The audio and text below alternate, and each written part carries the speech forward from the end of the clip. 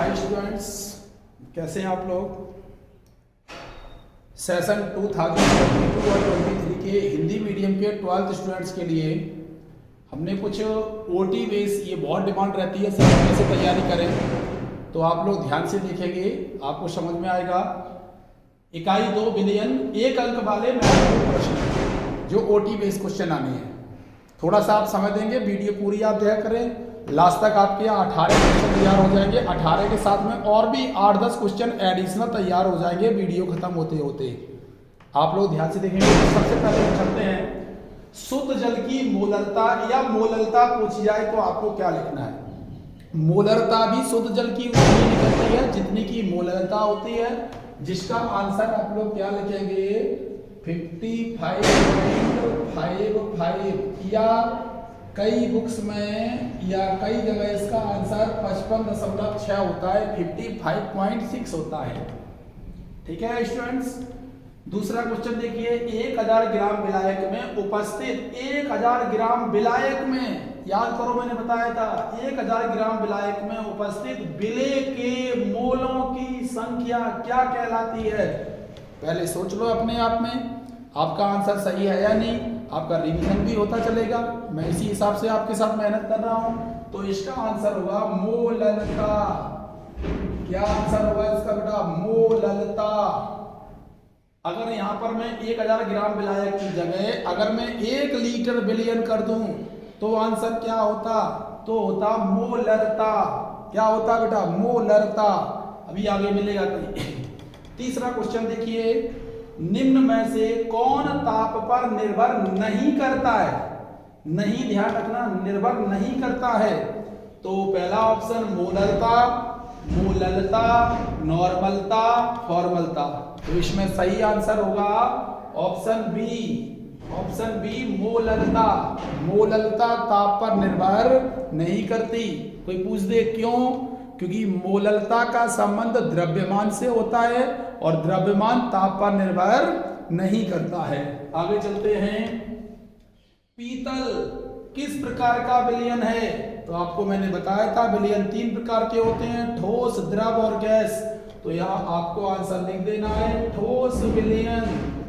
ठोस विलयन आपको पता होना चाहिए, कॉपर में जिंक मिला देते हैं, कॉपर को और जिंक को आपस में मिला के गला देते हैं तो पीतल बन जाती है। आगे बढ़ते हैं, वह द्रव मिश्रण जो बिना संघटन परिवर्तन किए उबलता है क्या कहलाता है। तो इसका आंसर होगा स्थिर क्वाथी मिश्रण। स्थिर क्वाथी मिश्रण, ध्यान रखेंगे, अच्छा क्वेश्चन है। इसे हम एजियोट्रॉप भी कहते हैं, इन्हें हम एजियोट्रॉप भी कहते हैं। छठवां क्वेश्चन, कॉपर फेरोसाइनाइड क्या है।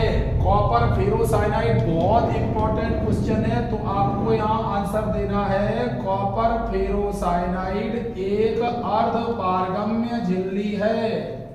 अब आप सोचेंगे सर ये अर्धपारगम्य झिल्ली क्या होती है, तो वह झिल्ली जिसमें से होकर केवल विलायक के कण, केवल विलायक के कण आर पार जा सकते हैं, अर्धपारगम्य झिल्ली कहलाती है। समझ में आ रहा है।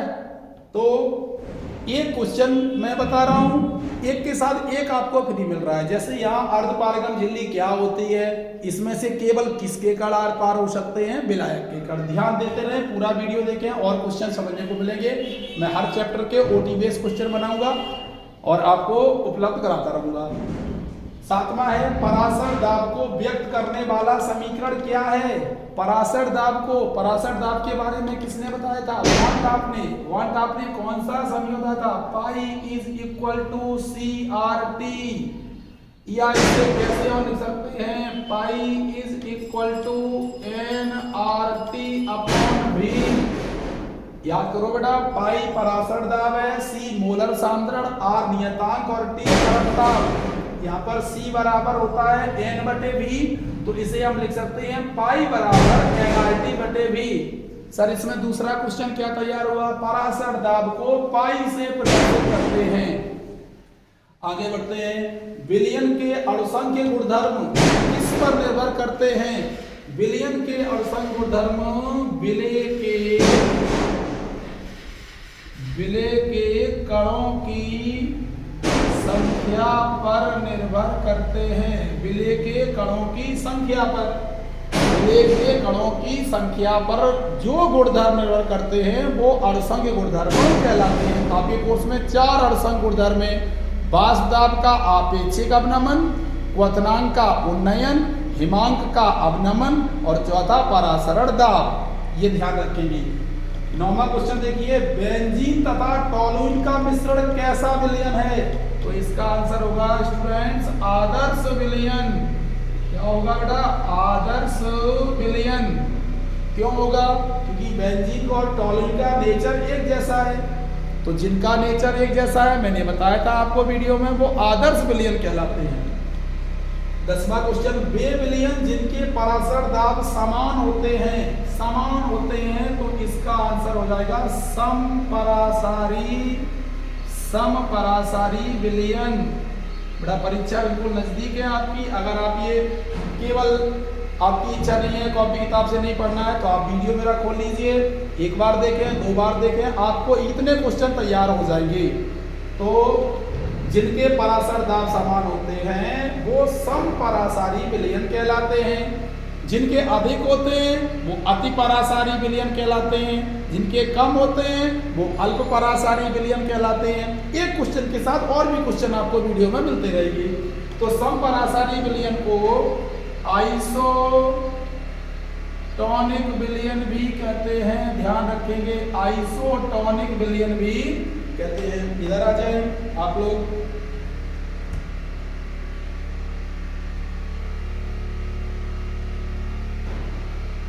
ग्यारहवां क्वेश्चन यहाँ देखें, बहुत अच्छा क्वेश्चन है, बहुत कम बच्चे उत्तर दे पाते हैं इसका। एंटी फ्रीज के रूप में प्रयोग किए जाने वाले एक पदार्थ का नाम लिखिए।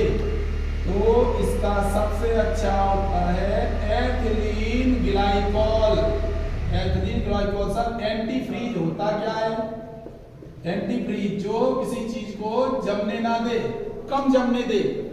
ठीक है बेटा? कश्मीर में या जहां पर बर्फ ज्यादा पड़ती है, वहां की गाड़ियों के जो रेडिएटर होता है उसमें एथिलीन ग्लाइकोल मिला देते हैं। ये तो होता क्या है, वो जम जाता है, वहां सर्दी बहुत पड़ती है। तो इसलिए एंटी फ्रीज का सबसे अच्छा उदाहरण है एथिलीन ग्लाइकोल। अणुसंख्य गुणों द्वारा विलय का, बड़ा बहुत अच्छा क्वेश्चन है।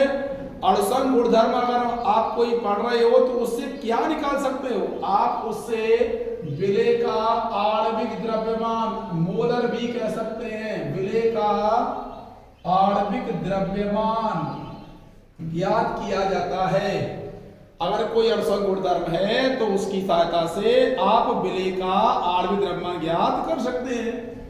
13वां देखिए, ऋणात्मक विचलन वाले विलयन क्वथन एजियोट्रॉप बनाते हैं। यहाँ उल्टा है, अगर ऋणात्मक विचलन है तो यहाँ उच्च भरना है, उच्च क्वथन।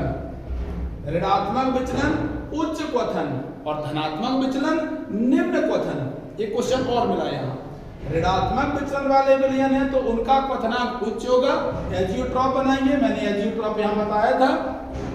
और अगर धनात्मक विचलन वाले विलयन है तो यहाँ निम्न हो जाएगा, ये याद रखना। 14वां क्वेश्चन देखिए, विलयन के सभी घटकों के मोल प्रभाजों का योग आपको पता है एक होता है, एक। इसमें सूत्र देखा होगा आपने, मैंने सिखाया x1 प्लस x2 बराबर 1। विलय का मोल प्रभाज प्लस विलायक का मोल प्रभाज बराबर क्या? 1। राउल्ट ने बताया था। 15वां क्वेश्चन, वे विलयन जो राउल्ट के नियम का पालन करते हैं। तो बहुत ही सरल है, सबको आता होगा, लेकिन ये ओटी के लिए बहुत जरूरी था। इसका आंसर है आदर्श विलयन। वे विलयन जो राउल्ट के नियम का पालन करते हैं आदर्श विलयन कहलाते हैं। अब जो नहीं पालन करते हैं वो क्या कहलाएंगे? अनादर्श विलयन कहलाएंगे। 16वां क्वेश्चन आ गया, प्रति लीटर मतलब 1 लीटर में विलयन, प्रति लीटर विलयन में विलय के मोलों की संख्या क्या कहलाती है? तो इधर देखो बेटा, यहाँ पर दिया था 1000 ग्राम विलायक मतलब 1 किलोग्राम विलायक। यहाँ क्या दिया? 1 लीटर विलयन। दिमाग लगाओ, मैंने बोला था जब विलायक लेंगे तो मोलरता होती है, और जब यहाँ लीटर बिलियन लेंगे तो मोलरता होती है। मोलरता, मोलरता ध्यान रखेंगे। आगे आ जाओ 17वां क्वेश्चन। बिलियन के 10 पे घात 6 मतलब इसे बोलते हैं 1 मिलियन भाग में विलय की ग्राम में मात्रा क्या कहलाती है? 10 पे घात 6 मिलियन, कहीं पढ़ा होगा आपने, ppm पार्ट्स पर मिलियन सांद्रता कहलाती है। यही ये क्वेश्चन और बोलते हैं। अगर यहाँ 10 पे घात 6 की जगह 100 लिखा होता तो यहाँ लिख देंगे प्रतिशत सांद्रता कहलाती है।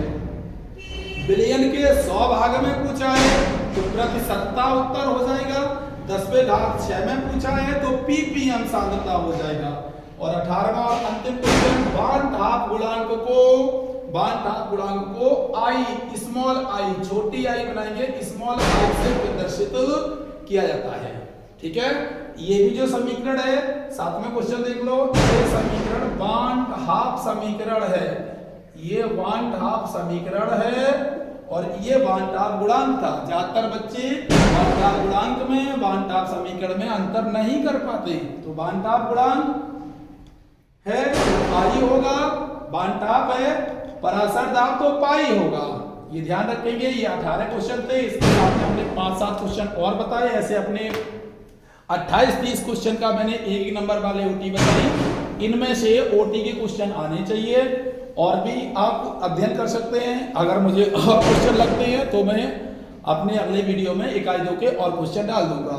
पहले मैं एक बार सब चैप्टर्स के ओटी बेस्ड क्वेश्चन डाल दूं जिससे आपका अध्ययन अच्छा हो सके। Thank you. वीडियो आप पूरा देखा करें, अपने दोस्तों को शेयर किया करें जो हिंदी मीडियम के हैं। इंग्लिश मीडियम के भी मेरे वीडियो रहते हैं। अब इसका इंग्लिश मीडियम का भी वीडियो आएगा। और कोई समस्या हो तो आप हमसे पूछ सकते हैं, कमेंट कर सकते हैं, सर इस चीज़ का वीडियो बना दीजिए जो मुझे कठिन लग रहा है, तो मैं उसका आपको वीडियो बनाने का प्रयास करूँगा। धन्यवाद।